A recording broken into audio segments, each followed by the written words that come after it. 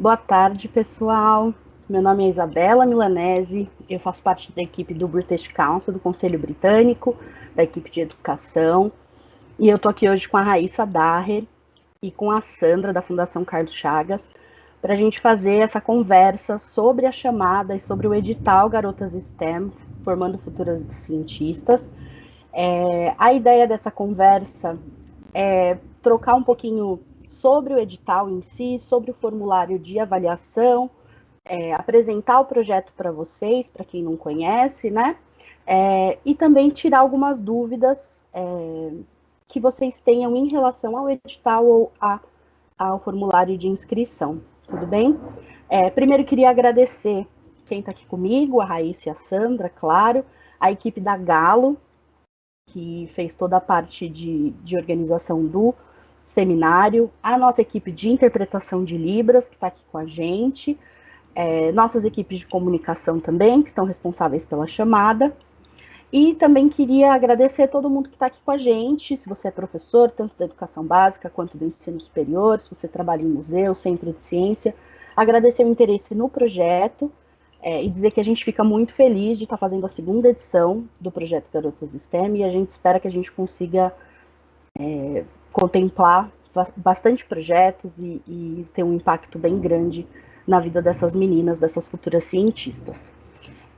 Falando um pouquinho da agenda, para a gente não perder tempo, né? A gente tem pouquinho tempo hoje. A agenda vai começar com uma fala institucional da Raíssa e da Sandra, para falar um pouquinho das organizações que são parceiras nessa segunda edição da chamada. Depois a Raíssa vai apresentar o projeto, falar um pouquinho do projeto, da primeira edição e etc. E depois a Sandra vai falar do edital e do formulário de avaliação. Depois dessas sessões de apresentação e de instrução, né, a gente vai ter uma parte de perguntas e respostas. A gente já recebeu algumas perguntas nas inscrições do webinário. Muito obrigada às pessoas que enviaram perguntas. Mas a gente também está aberto para vocês fazerem perguntas durante a nossa fala, tá? Nós temos colegas que estão monitorando o chat e etc. Então, se em qualquer momento surgir qualquer dúvida, qualquer pergunta, qualquer comentário, por favor, deixem no chat que a gente vai fazer o possível para respondê-las hoje. E se não, a gente pode deixar disponível depois, junto com o vídeo, né, com a gravação dessa conversa de hoje, que vai ficar no YouTube, certo? Então, muito obrigada por estarem aqui, sejam bem-vindos, e eu vou chamar a Raíssa para falar um pouquinho da chamada, vou chamar a Sandra, desculpa, para fazer a fala institucional da Fundação Carlos Chagas, que é nossa parceira nessa segunda edição do Garotas STEM. Sandra, a palavra é sua. Você está no mudo, eu acho. Sam, se você quiser liberar seu microfone.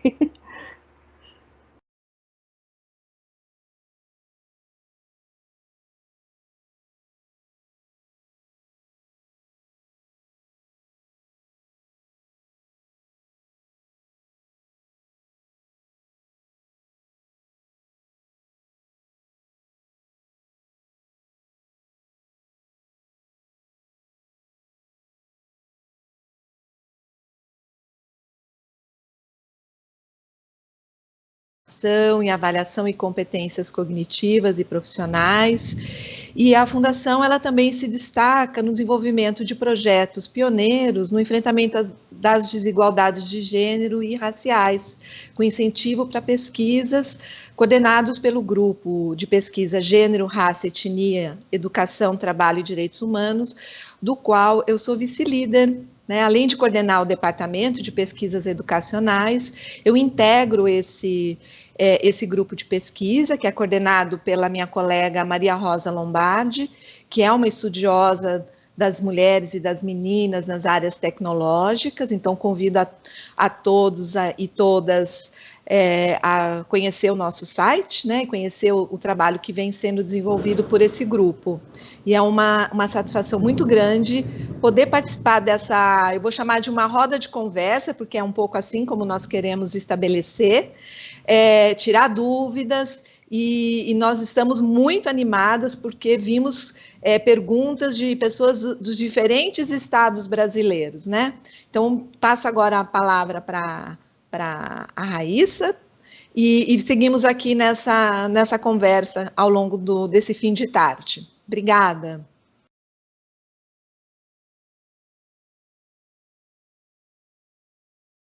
Tá aqui hoje. A gente vai hoje falar um pouco sobre a chamada do Garotas STEM. Antes eu vou explicar um pouquinho o trabalho do British Council no Brasil.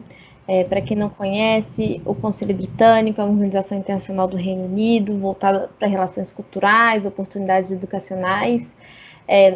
Foi fundado em 1934, estamos no Brasil desde 1945 e temos projetos e atividades em diversas áreas, desde a promoção da língua inglesa, projetos voltados para a educação básica, projetos voltados para o ensino superior, ciências, artes, economia criativa e também a parte de exames de proficiência em inglês.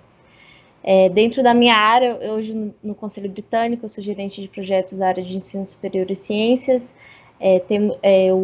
O Garotas STEM, o projeto que a gente vai apresentar hoje para vocês, ele faz parte do nosso portfólio, junto com a equipe de educação básica e dentro, principalmente, do nosso projeto chamado Mulheres na Ciência. Vou falar um pouquinho do projeto, porque acho que é legal a gente contextualizar de onde surgiu, né, nossa ideia, para vocês também entenderem o porquê que a gente quer trabalhar tanto com garotas, né, tanto na idade escolar, porque é tão importante. O programa Mulheres na Ciência, ele surgiu em 2018 com o objetivo de fortalecer os vínculos, não só no nível individual, mas também no institucional, entre cientistas brasileiras e britânicas, com a ideia que é de influenciar e fortalecer esses esquemas de liderança e gênero dentro das áreas STEM, das áreas de exatas.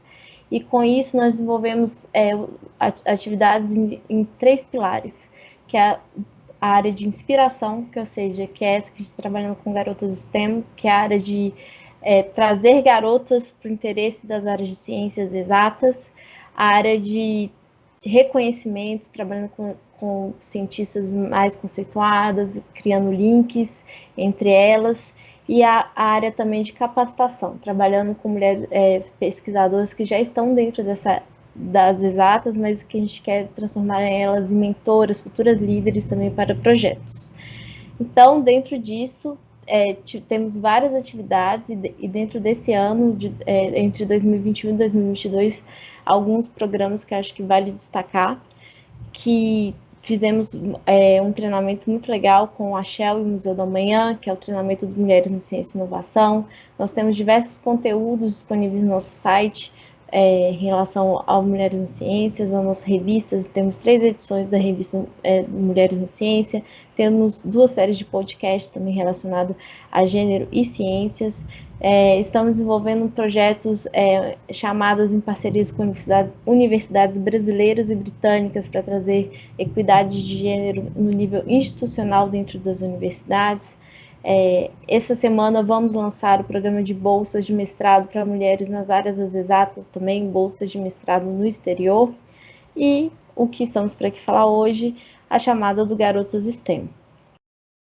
O Garotas STEM, como eu havia mencionado, é uma conexão entre a área de ensino superior e a área de educação básica do Conselho Britânico, e temos o apoio do STEM Education Hub, que acho que vale a gente mencionar, que é um hub, é uma plataforma que a missão é justamente fazer essa cooperação nas frentes de pesquisa, formação e inovação voltados para a área de educação. É uma parceria do Conselho Britânico com o King's College London, a Universidade Britânica, e a gente vai contar mais um pouquinho aqui para frente como que o STEM Education Hub também entra dentro dessa chamada. Agora, acho que o mais importante é para falar do programa e da chamada do Garotas STEM. Esse programa surgiu no final do ano passado, a gente está indo para a 2ª edição, e o objetivo é impactar meninas que ainda estejam em idade escolar para impactar positivamente, trazer interesse dessas garotas para a área das exatas. Então, a gente busca dar um suporte a profissionais de educação que tenham projetos dentro dessa área e ampliem a participação de garotas nas áreas de exatas, ciências naturais, engenharias e computação. Então, nossos objetivos é envolver meninas e mulheres nas áreas de STEM. A gente também tem incentivado muito a liderança feminina dentro dos projetos que a gente apoia, que a gente acha importante, as professoras, líderes de projetos também serem mulheres. A colaboração com o Reino Unido, porque dentro dessa chamada nós temos também um treinamento dentro do STEM Education Hub.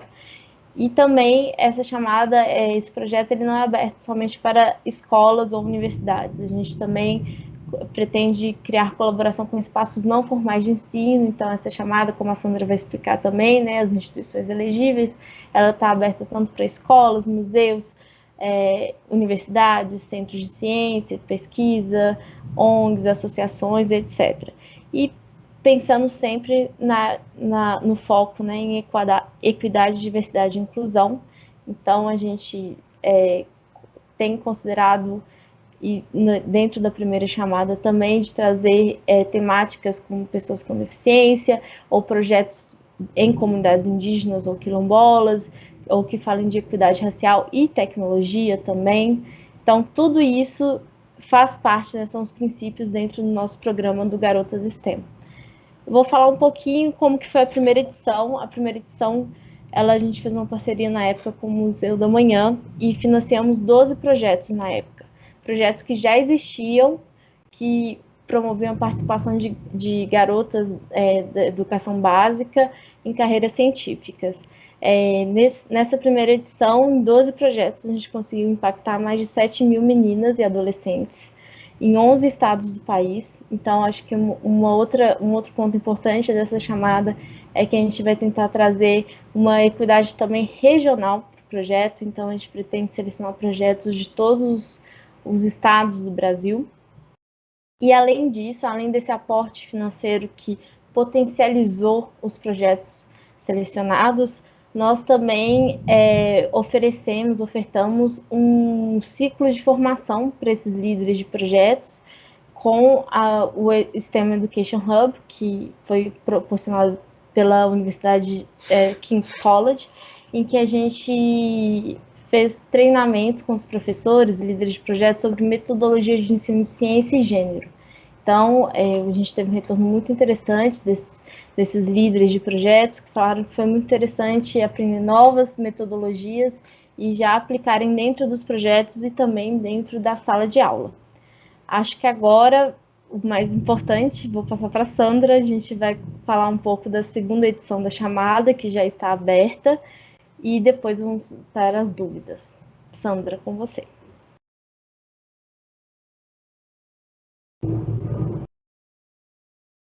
Você está no mute, Sam.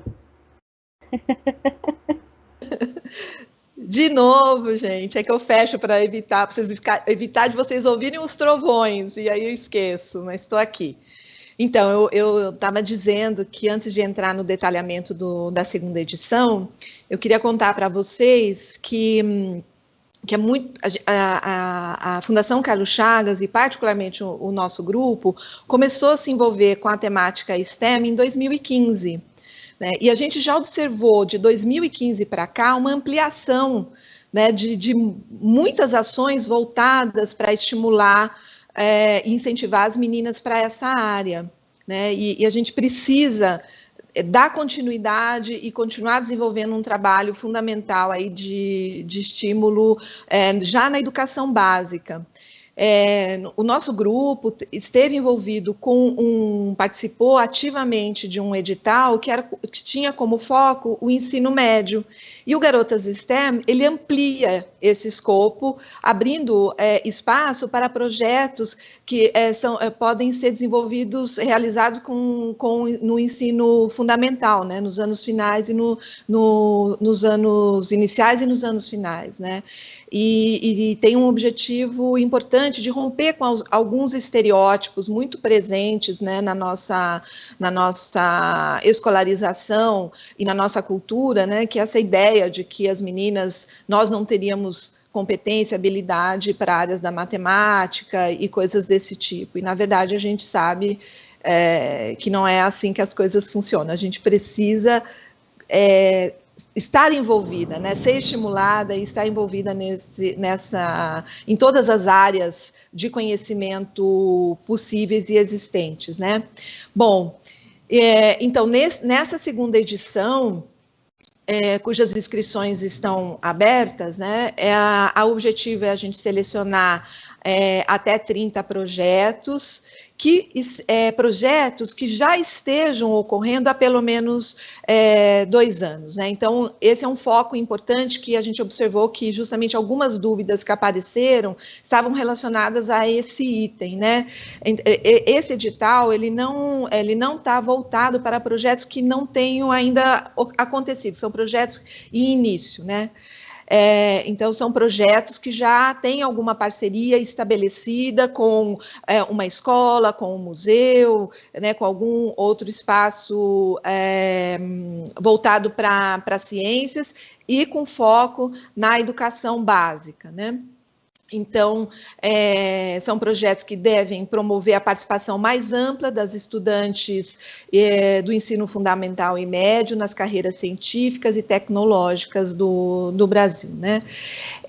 As lideranças dos projetos, elas vão receber um apoio de até R$15 mil, por meio de recurso financeiro, né, e treinamento, ensino de ciências e a sua interlocução com as discussões de gênero e raça. Essa atividade de treinamento, ela será ministrada em parceria com King's College London, através do STEM Education Hub, como a Raíssa já apresentou antes. Então, é também uma oportunidade muito interessante de conhecimento, né, de aprender coisas novas, de colaborar com o conhecimento que esses projetos também vão trazer para nós, né? Porque a gente aprende mutuamente nessa troca de experiências e também de estabelecer uma rede de contato, né? Ampliar essa rede que já existe no Brasil de vários projetos, de vários coletivos, de vários grupos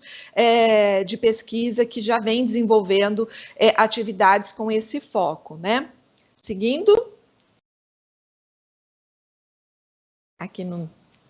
Bom, quem é que pode, então, submeter, quais são os critérios aí de elegibilidade, né?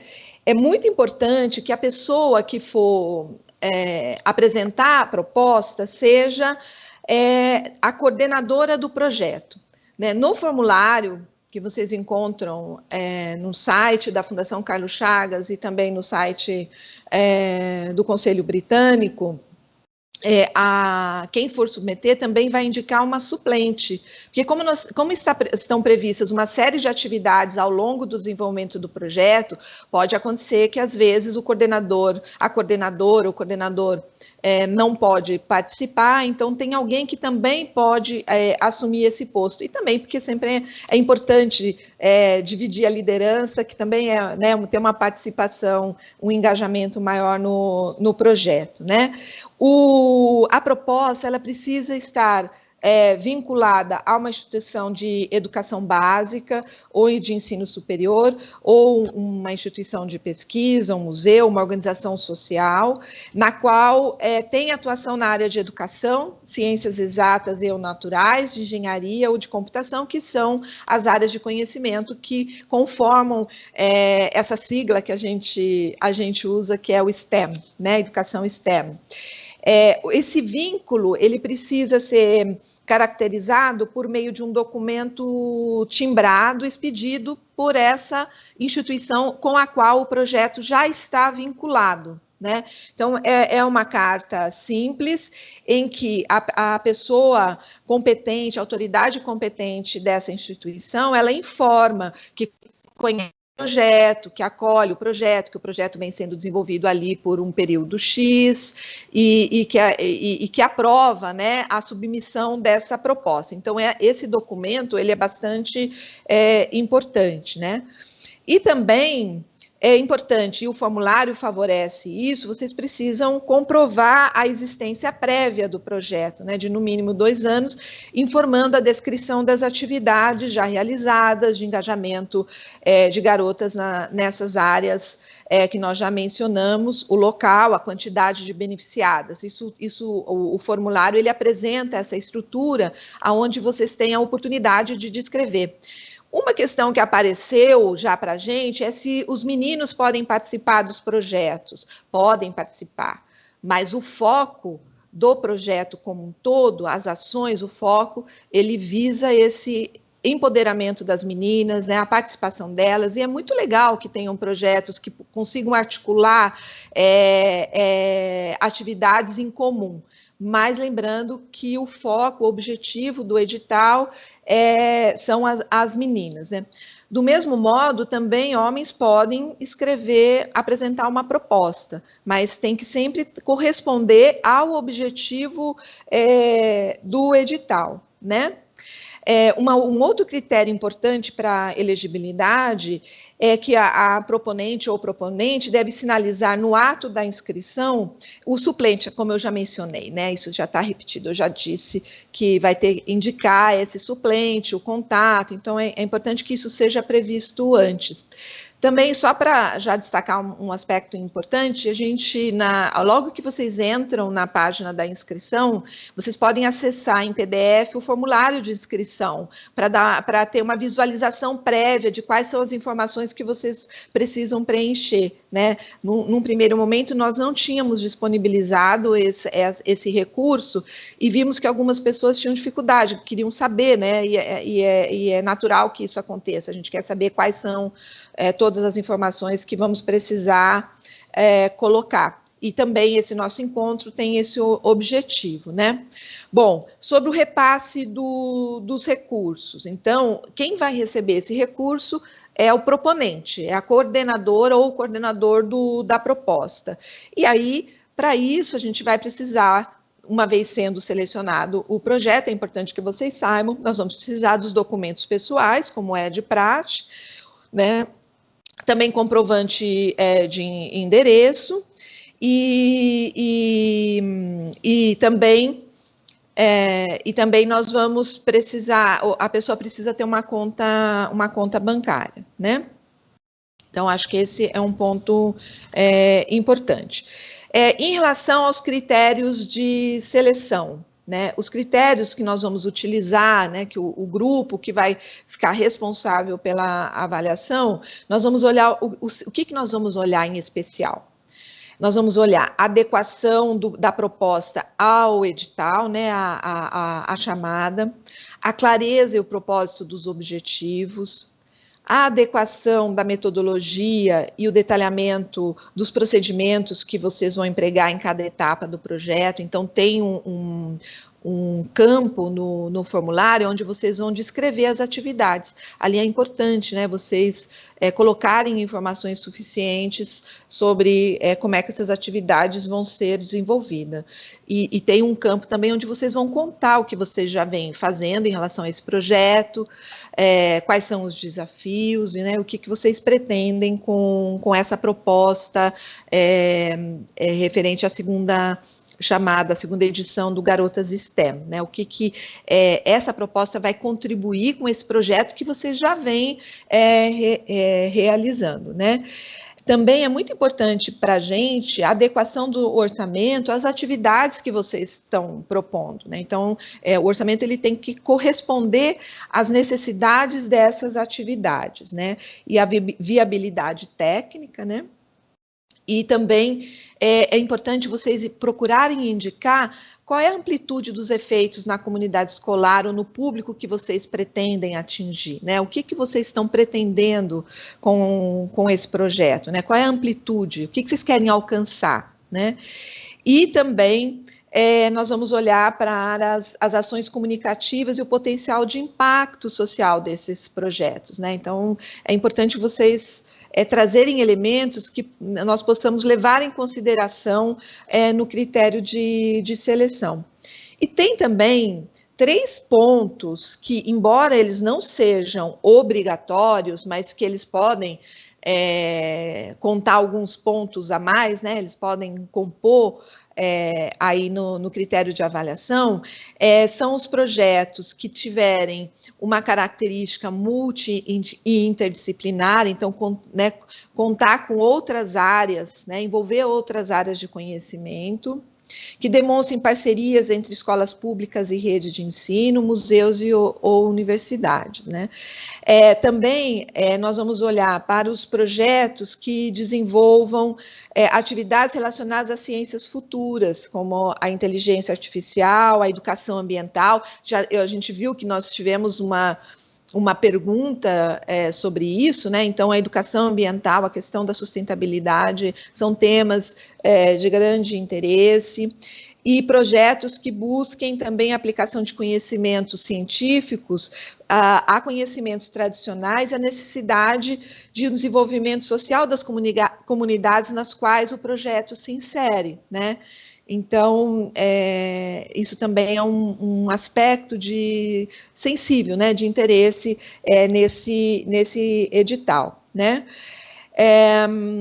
Que mais? Bom, responsabilidades da liderança dos projetos selecionados. Então, eu já tinha mencionado a questão da conta bancária para poder receber os recursos, né? Ter disponibilidade para participar do treinamento. No nosso edital está previsto esse treinamento no mês de março, mas esse cronograma ele pode ter alguma flexibilidade, até em razão, né, do momento que nós estamos vivendo, então, mas tem que ter essa disponibilidade, é uma condição obrigatória esse primeiro treinamento, o coordenador está presente, né? Também uma responsabilidade das lideranças do projeto prestar contas do recurso recebido. Isso nós vamos fornecer orientações a respeito com muita tranquilidade. Vocês vão uma prestação de contas muito simples, mas é importante, né, a gente ter muita transparência na execução dos projetos e na execução dos recursos, né? Também ter disponibilidade e compromisso de participar das pesquisas de monitoramento e avaliação das atividades, isso é muito importante também, porque tudo que vocês fizerem vão fornecer informações extremamente relevantes para um próximo edital, mas também para a gente saber se a gente está conseguindo, com esse edital e com esse tipo de iniciativa, atingir os objetivos pretendidos, né? E também aprender junto com vocês aspectos que nós vamos precisar melhorar, aperfeiçoar em outras ações, tanto do Conselho Britânico, como também da Fundação Carlos Chagas, atuando nessa temática, né? Vocês vão também assumir a responsabilidade de produzir pequenos relatórios, contando para a gente sobre a execução dessas atividades. Nós vamos orientar sobre isso, né? Vocês vão ter muito contato comigo e com a Thaís Gava, que coordena o edital. Ela não está aqui com a gente porque ela está em férias. E também um aspecto muito importante, acho que a maioria de vocês já devem ter ouvido sobre tanto as práticas de ética, né? De cuidado ético na pesquisa e nas ações, mas também a Lei de Proteção Geral de Coleta de Dados Pessoais. Então, é muito importante que os projetos recolham termos de consentimento, de responsabilidade e outros documentos referentes à participação das crianças e dos adolescentes no projeto. Tudo isso a gente pode orientar quem não tem uma experiência com esse tipo de documentação, isso no treinamento e mesmo no processo, a gente pode orientar e contribuir com informações nessa direção, né? Vocês já, até para entrar no formulário, acessar o nosso formulário, vocês já assinam um termo de consentimento, né? Então, isso está muito presente hoje na nossa realidade, né? E participar de todos os treinamentos oferecidos, né?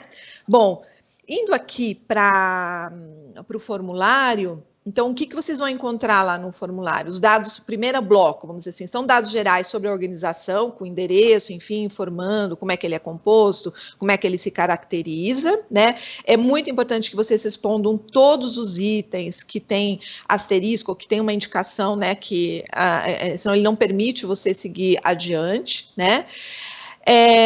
E também, no segundo bloco, então, nós temos dados gerais do projeto, que eu já mencionei um pouco aqui para vocês, né, que são contar para a gente um pouco como esse projeto vem sendo desenvolvido, qual é a característica, o objetivo dele, contar também o que vocês pretendem, então, complementar nesse projeto, acrescentar a esse projeto, com os recursos que vocês, com a oportunidade que vocês vão ter com a chamada, a segunda edição da chamada Garotas STEM, né? Pode passar. Isso, e depois tem um bloco também com os dados gerais sobre as lideranças do projeto, como eu já mencionei também, e também temos uma parte final, que é uma autoavaliação sobre o projeto, que foi proposto aí para a segunda chamada, e que ele vai servir de parâmetro para o treinamento que está sendo organizado com muito carinho e muita atenção a partir dessas informações, tá bom? Datas importantes, então, muito importantes, né, para a gente não perder o prazo. As inscrições vão até o dia 6 de fevereiro. O horário é o horário de Brasília, então até às 23h59. Vocês precisam ter completado todas as informações. Nós já temos propostas preenchidas, temos várias propostas que foram iniciadas, então as pessoas estão fazendo pouco a pouco, talvez porque precisam buscar outras informações ou porque estão com alguma dúvida, mas é muito importante não deixar em cima da hora, né? Deixar para o último dia, porque a tendência da gente é fazer isso, né? A gente vai deixar sempre para o último dia, aí vai todo mundo lá para o formulário. Então, na medida do possível, preencham, e se tiverem dúvidas, não deixem de escrever para a gente no e-mail que está indicado, tá bom? E finalizamos. Voltou aqui. E o treinamento, né, que vai ser de abril a junho, e a implementação dos projetos de abril a dezembro deste ano. Então, ou seja, nós vamos ter treinamento, desenvolvimento do projeto, o acompanhamento. Vão ser alguns meses aí de uma atuação bastante conjunta, envolvendo os projetos selecionados e as nossas equipes, tanto da Fundação Carlos Chagas quanto do Conselho Britânico. Eu acho que é isso, e acho que muitas outras dúvidas a gente pode tirar agora nesse nosso bate-papo, tá bom? Muito obrigada. Perfeito, muito obrigada, Sandra. Acho que a gente pode, então, passar para as perguntas que a gente já recebeu durante a inscrição do webinário de hoje. Algumas a Sandra já foi respondendo ao longo da fala dela, o que é muito bom. Então, eu vou só recapitular as respostas da Sandra, para ter certeza de que todo mundo está na mesma página. Como a Sandra explicou, a chamada vai contemplar projetos que já estejam em andamento, tá? Por pelo menos 2 anos. A ideia disso, acho que a Sandra deixou claro na fala dela, é porque a ideia desse aporte financeiro e desse suporte nosso é para potencializar projetos que já estejam acontecendo, tá? Mas acho que é importante a gente lembrar, acho que a Sandra falou, que podem ser atividades não nomeadas ainda, né? Então não precisam ser atividades a partir do momento que você nomeou o projeto e etc. Então podem ser as sementinhas do nascimento desse projeto. Então, um clube de ciências que você fez, alguma coisa desse tipo, já contam como atividades iniciais. Só para a gente estar na mesma página. Os critérios para as escolas dos projetos e para quando está previsto o investimento e o apoio técnico, acho que a Sandra respondeu quando ela falou das datas. Não sei se você quer acrescentar alguma coisa, Sandra, em relação a isso. Não, acho que não. Pode seguir. Perfeito. E aí a gente tem algumas outras perguntas, que um projeto público do município pode se inscrever? E aí eu passo a palavra para a Sandra em relação a isso. Sim, é sempre importante que o projeto ele precisa estar voltado para a educação básica, né? Isso é fundamental. Então, tanto para o ensino fundamental como o ensino médio, mas ele tem que estar voltado para a educação, então não é como a pergunta não especifica, então eu tenho que indicar este recorte. E nessa linha de ser um projeto que ele já existe e ele vai agregar uma ação, ou ele vai dar continuidade a uma ação existente, ou ele vai agregar uma ação nova. Então, isso também, Isabela, ajudando a responder algumas pessoas que estão escrevendo, perguntas que estão chegando agora em relação a isso, né? De projetos que já existiam. A questão é o seguinte: ele não pode ter parado totalmente, porque daí ele não está acontecendo. Mas, mesmo que ele tenha sido impactado de alguma maneira pela pandemia, mas ele manteve algum vínculo com a instituição, ou com as crianças, ou com os adolescentes, e agora há esse impulso, né, de retomar, de trazer uma nova ação, então ele se capacita, né, ele se habilita aí para o edital, né? Ele não pode ter ficado totalmente parado, porque daí isso implica um recomeço, né, um início. Então tem esse aspecto que precisa ser considerado, tá bom? Perfeito, Sandra, muito obrigada. E aí eu vou passar a palavra para a Raíssa, para a próxima pergunta, que é um pouco relacionada à pergunta anterior também, sobre possibilidades. Então, projetos de zonas rurais, por exemplo, comunidades ribeirinhas e quilombolas, terão a possibilidade de concorrer? Sim, na verdade, são mais que bem-vindos para aplicarem para a chamada. Na primeira edição, nós recebemos alguns projetos, até selecionamos, tivemos dentro da seleção um projeto, mas sim, são super bem-vindos, porque o nosso objetivo é alcançar e chegar em espaços. O que a gente falou, que às vezes a educação o foco são meninas, né, na educação básica, mas espaços também não formais, que a gente fala, né? Em que essas meninas que estão em idade escolar estão na escola, mas também elas vivem outros contextos que são muito importantes também quando a gente pensa nessa questão de empoderamento, de incentivo a novas áreas. Então, assim, são mais que bem-vindos projetos de zonas rurais, comunidades ribeirinhas, indígenas, quilombolas. A questão é que, como a Sandra já mencionou, são projetos que precisam somente da comprovação que já existem, né, que já são desenvolvidos. O que a gente quer é potencializar esses projetos. Exato. Alguém perguntou também sobre o número de meninas que nós queremos atingir. Na verdade, cada um dos projetos tem que definir o escopo próprio de alcance, né? É claro que se puder alcançar um número maior de meninas, é ótimo, não vou dimensionar aqui, porque depende muito do contexto onde o projeto está inserido, né? Às vezes, com um grupo menor, você desenvolve um projeto de forte impacto também ali na comunidade, né? Então, esse não é um critério, a grande quantidade não é um critério exclusivo, né? E também perguntaram se preciso enviar ações realizadas nos anos anteriores. Aí eu fiquei pensando um aspecto que eu não falei do formulário, em que vocês têm um campo para indicar o endereço de Instagram, da página, às vezes, do projeto, né, nas redes sociais, enfim. Então, existe um espaço onde vocês talvez possam indicar, por meio de link para a gente, as ações que vocês já vêm desenvolvendo. E também tem um espaço no formulário para vocês colocarem algo que simboliza, né, que simboliza o projeto, né?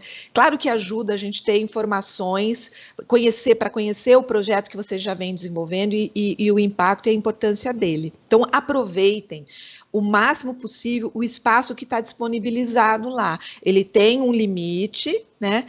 Mas procurem aproveitar e detalhar o máximo possível, porque quanto mais informações nós obtivermos, e informações bem objetivas, ajudam muito na hora da gente fazer a seleção, porque nós vamos receber muitos projetos, né?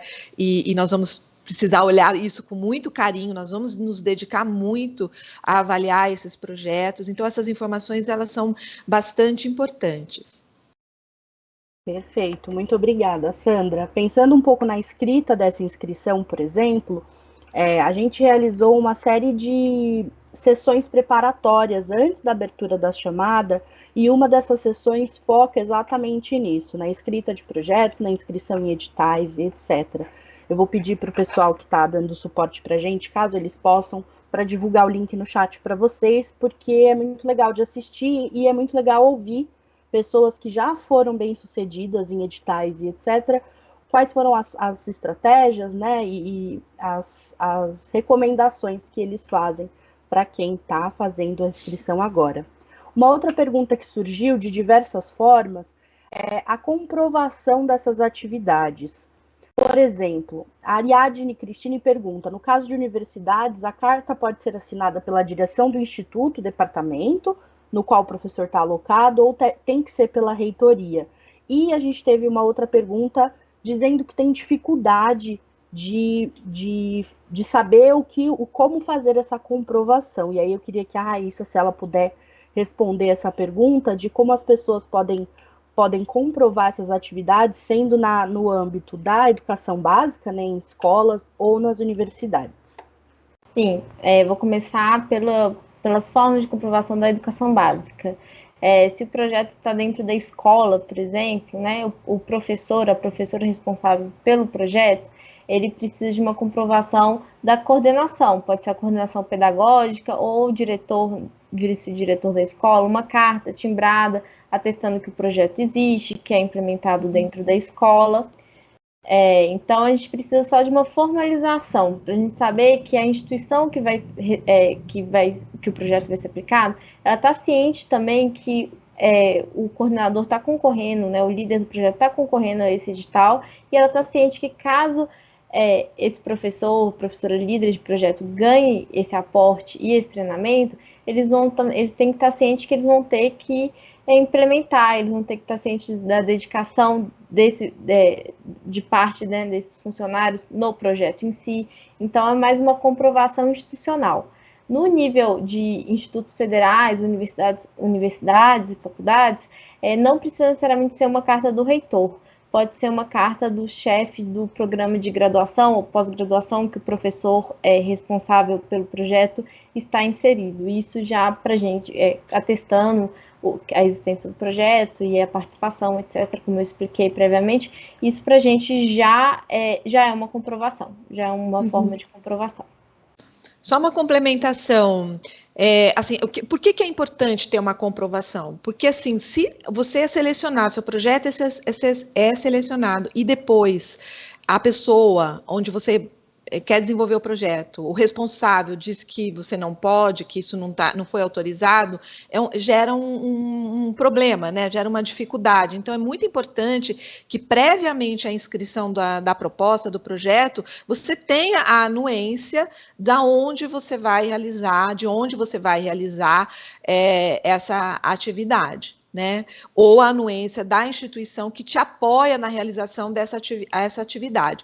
Em alguns casos, por exemplo, se é um programa de pós-graduação ou de graduação que desenvolve um projeto de extensão em alguma escola, por exemplo, é interessante ter a anuência tanto do programa, né, como a anuência da escola onde ele vai acontecer, ou um outro espaço onde ele vai acontecer. Né? Essa é a lógica para evitar algum problema posteriormente, né? Isa, você vai conduzir as perguntas? Posso conduzir, Sam, sem problema. Eu queria chegar num outro tema de perguntas, que é o tipo de atividade, né, que o recurso pode ser usado. A gente teve algumas perguntas em relação a bolsas para terceiros, né? E aí acho que é importante a gente fazer uma distinção entre bolsas para meninas que participam dos projetos, quem são esses terceiros, e também para participação de eventos científicos, se pode ou não utilizar os recursos para essas duas circunstâncias. Sandra, se você quiser. Sim. Então, vamos pensar o seguinte. Esse edital ele tem uma característica muito específica, são projetos que já estão acontecendo. O aporte, ele é um aporte pontual, né? São 15 mil reais. Então, a nossa recomendação é que ele não seja dotado para participação em eventos científicos, que ele seja voltado para a execução das atividades, das ações diretamente relacionadas às meninas, às crianças, os adolescentes envolvidos no projeto, né? Então, nesse sentido, se for uma bolsa, se vocês estão chamando de bolsa, um recurso que seja voltado para um estudante da graduação, da pós-graduação, que vai exercer uma atividade dentro do projeto, vai executar oficinas, vai trabalhar com as crianças, isso é possível, mas tem que estar muito articulado com o objetivo, com as atividades, por isso que o orçamento que vocês vão apresentar, ele precisa estar articulado com essas atividades diretamente voltadas para os objetivos do projeto, que deve privilegiar as crianças e adolescentes da educação básica, né? Não sei se isso ficou muito claro, mas então tem esse aspecto, né? Eu acho que também apareceu uma pergunta já previamente, que é sobre se tem alguma flexibilidade no orçamento. Vocês vão fazer um desenho da proposta, né, do que vocês estão pensando agora, e é óbvio que no processo podem acontecer algumas mudanças. Então, isso pode ser depois discutido com a gente, quer dizer, tendo uma justificativa e está dentro da proposta, quer dizer, não é uma outra proposta, é a mesma proposta, mas eu decidi, como aconteceu em alguns projetos que estavam no meio da pandemia, que tinham oficinas presenciais, não pode ser presencial, vai precisar fazer uma atividade virtual, ou aconteceu alguma coisa que precisa mudar, mas você consegue ressignificar essa atividade dentro do objetivo inicialmente proposto, isso sendo aprovado, né, pela gente, não tem problema. Então, assim, detalhe agora, dentro do escopo do projeto, daquilo que vocês estão pretendendo desenvolver nesses 10 meses, né? Lembrando que vocês podem prever despesas de custeio, que então são recursos para pagar terceiros, né, que vão desenvolver alguma atividade, que vão dar alguma, enfim, aí vocês vão poder discriminar, para pensar também material de consumo que é necessário para o projeto, e também vocês podem prever também o que a gente chama de capital, que são investimento em material que é mais permanente, né, então de repente precisa comprar uma máquina fotográfica, como é que chama? Um microscópio, né? Alguma outra atividade, algum outro equipamento que vai ser necessário para o desenvolvimento do projeto. Também é importante destacar que esse material ele não pertence ao coordenador do projeto, ele deve ser sempre dedicado ao projeto, né? Então ele não é de uso pessoal, né, ele é voltado para o projeto, isso também é importante. E já respondendo uma última pergunta, porque eu falei dessa coisa do uso pessoal, o projeto são pessoas físicas, né, a gente não está prevendo contratação de pessoa jurídica, né, porque isso envolve uma outra burocracia, e quando envolve grandes instituições sempre é uma dificuldade. Então, é uma doação para uma pessoa física responsável pelo projeto. Tá? E ela é que vai responder e vai prestar conta sobre esse projeto. Perfeito, Sandra. Eu vou juntar outras duas perguntas. Na verdade, eu vou responder uma, que eu sei a resposta, que é se a gente vai ter encontro presencial no curso. E nós não teremos encontros presenciais, considerando a situação da pandemia que a gente ainda está vivendo e considerando que a nossa ideia é atingir projetos e dar suporte a projetos do Brasil inteiro, os encontros online são a nossa melhor opção nesse momento, tá? Então, será tudo feito de forma digital e online. E aí eu vou juntar duas outras perguntas, que uma delas é até quantos projetos um coordenador pode inscrever? Então, pelo jeito, a gente tem gente aí que está fazendo mais de um projeto. E também perguntando se quem participou da primeira edição pode participar da segunda chamada. E aí eu vou pedir para a Raíssa responder essas duas perguntas, se ela puder. Bom saber que tem gente que tem mais de um projeto em Não é? andamento. Pois é. Mas, idealmente, é um coordenador por projeto, pois a gente também tem que pensar que a ideia, pensando até em perguntas que eu já fiz, que a gente viu no chat, se tem um coordenador que tem mais de um projeto, que talvez tenha a mesma instituição, o mesmo público, e está em andamento, e o mesmo foco, que são garotas nos exatos, por que não juntar os dois projetos? Talvez é uma alternativa também.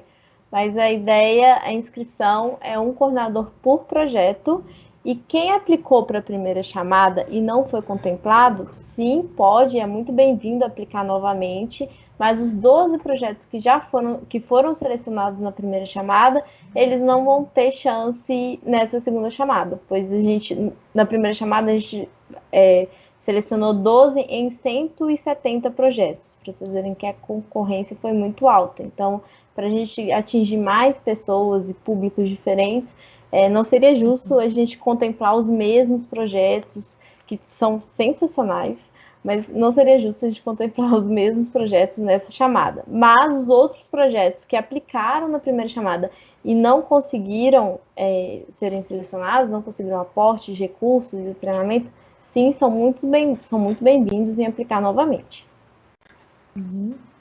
Perfeito, Raíssa, muito obrigada. Eu vou então passar para outro tema de perguntas, na verdade, retomar um tema, né? Que são os gastos dos projetos. A gente teve perguntas perguntando, né, se o aporte pode ser utilizado em atividades científicas na comunidade e se eles também podem ser utilizados para alimentação das meninas participantes. E aí eu vou passar para a Sandra responder essa.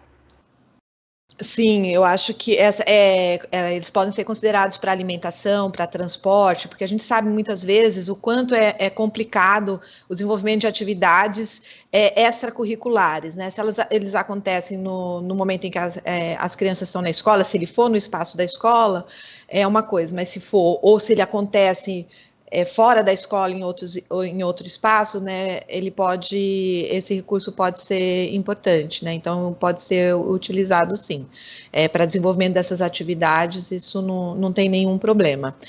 Qual que era o primeiro item, Isa, que eu perdi, desculpa, além desse? Se eles podem ser utilizados para atividades científicas na comunidade. Atividades científicas na comunidade, envolvendo as crianças ou os adolescentes, o projeto, porque, assim, desculpa, talvez faltam elementos para eu entender a lógica dessa questão, porque o projeto, ele necessariamente, ele precisa envolver crianças ou adolescentes, né? Deve estar vinculado não precisa estar vinculado à escola necessariamente, como a Isa já colocou, ou a Raíssa, né? Porque a gente pode também pensar em espaços não formais de educação, mas o foco são esses sujeitos. Então, se isso envolver também atividades com a comunidade, numa integração com a comunidade, aí sim, aí não tem problema, né? Aí faz sentido. Tá bom? Não sei se não esclareceu, escreve de novo no chat que a gente responde, tá? A gente tenta de novo. A gente tenta de novo. Eu vou então partir para outras perguntas em relação ao acompanhamento dos projetos. A primeira no cronograma a gente deve considerar a execução das atividades entre abril e dezembro, e nesse momento, né, como será realizado o acompanhamento e a avaliação das propostas, nesse momento não, anterior a isso, como será realizado o acompanhamento e a avaliação das propostas pela Fundação Carlos Chagas e o British Council. Raíssa, você pode responder? Sim, todos os projetos, o cronograma de desenvolvimento que a gente coloca é entre abril e dezembro desse ano. Os nossos mecanismos de acompanhamento e avaliação dos projetos selecionados vão ser desde a participação do treinamento que a gente vai ofertar, que é uma peça-chave também dentro do nosso programa, mas também, como a Sandra já havia mencionado, a gente vai solicitar provavelmente a cada 2 meses, envio de relatórios parciais sobre como tá o andamento do projeto. A gente também vai fazer algumas conversas para entender o que está acontecendo durante esse tempo, alguns encontros, e o que é muito legal, que aconteceu no primeiro programa, encontros entre os líderes dos projetos selecionados. A gente fala que eles trocam figurinhas e é muito legal, a gente vê que eles pegam ideias e trocam experiências, e além de questionários de avaliação que a gente vai passar para os líderes dos projetos selecionados, né, para preenchimento, como a Sandra disse, para a gente entender também, capturar alguns dados de percepção, né, de qual foi o impacto desse aporte financeiro, dessa formação durante esse período. Então, o Conselho Britânico e a Fundação vão estar próximos dos coordenadores dos projetos durante esse período, não se preocupem. Isso. Não se preocupem com isso agora, e a gente vai definir esse cronograma, esse calendário para coletar essas informações com antecedência, vocês vão saber.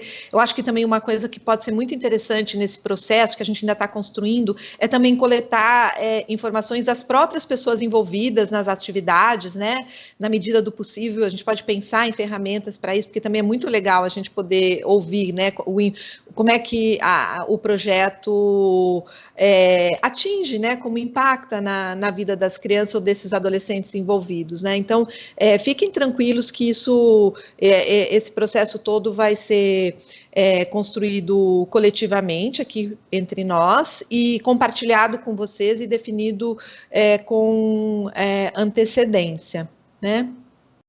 E sim, considerar o cronograma entre abril e dezembro, porque março nós vamos ter o treinamento, tem todo ainda, né, e tem um tempo aí do processo de contratação também, né, então a parte de que vocês vão ter que, vamos dizer assim, executar, prestar informações, das ações que vocês vão realizar entre abril e dezembro, né. Vai ser uma pena a gente não poder conhecer pessoalmente os projetos, né, não está contemplado isso este ano, mas a gente vai ter muito contato virtual e vamos achar formas criativas de poder enxergar o trabalho maravilhoso que vocês vão desenvolver. Com certeza. A gente já está caminhando para o final da nossa horinha, da nossa sessão de perguntas e respostas. Eu queria responder uma das perguntas rapidamente sobre a expectativa das atividades do projeto, se a gente tem expectativa de que elas sejam feitas de forma presencial ou remota.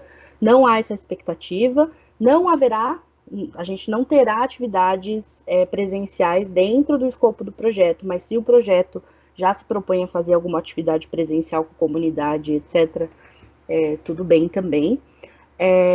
E aí eu vou terminar com uma última pergunta antes de eu encerrar, que pode acontecer do projeto ser aprovado com alguma restrição ou se algo estiver em desacordo, ele já é descartado? Sandra, você pode responder? Ele tem que cumprir as regras de elegibilidade que estão no edital. Se algum daqueles itens por exemplo, não tiver uma carta de autorização, a pessoa que está propondo não é o coordenador, então precisa olhar bem o edital, seguir fielmente ao que está posto lá, para ele não ser descartado logo de início, né? Porque, como vocês sabem, é um edital bastante concorrido, então a gente precisa ter também critérios de eliminação, né? E não ter a documentação adequada vai ser acaba sendo um critério importante. Se vai precisar fazer alguma adequação no projeto, alguma coisa, ele foi selecionado, mas tiver, eu não tenho como responder isso agora, né? Porque isso não é uma decisão individual, é uma decisão do comitê que vai fazer vai fazer a avaliação. Mas seguindo o edital, lendo com atenção o edital, e não fiquem com dúvidas, podem escrever para o nosso e-mail que a gente a gente vai responder todo mundo, para vocês não incorrerem o risco de não ter uma informação importante e que possa inviabilizar a inscrição, né? Perfeito, Sandra. É isso mesmo. Acho que a gente deixou um pouquinho na tela aqui o e-mail, vou pedir para voltarem para caso vocês tenham alguma dúvida. Eu sei que algumas dúvidas a gente não teve tempo de responder hoje. Sim, muitas perguntas, acontece, muito bom. Isso acontece, a gente tinha só 1 horinha e etc. Mas, por favor, escrevam para o nosso e-mail, tirem as dúvidas que vocês têm enquanto a inscrição está rolando. Lembrem-se das datas, por favor. Não deixem para fazer de última hora, como a Sandra disse. E aí eu queria agradecer, eu vou encerrar nossa conversa de hoje, nosso bate-papo. Queria agradecer a Sandra e a Raíssa por terem participado, por terem vindo aqui, tirar um tempinho para tirar a dúvida de todo mundo.